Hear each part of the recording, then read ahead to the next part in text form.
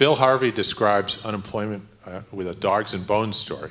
He says you put 95 bones in a room and then you send in 100 dogs to get bones. So 5 dogs don't get bones. And so what happens is the economists and the sociologists take those 5 dogs off to the side. And they have a special training course for those dogs. And they train them how to get bones. And they practice with them to make sure they're really good at getting bones. Then they run the experiment all over again. They send the 100 dogs in to get 95 bones. And those 5 dogs come back with bones this time. And they say, see, anyone can get a bone if you work hard and train hard and compete hard. Of course, 5 other dogs don't get bones, right? The unemployment is 5% of those dogs. They're not going to get bones.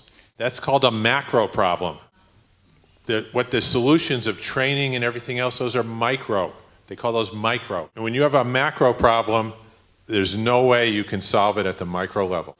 The only way they're going to get rid of that problem is 5 more bones.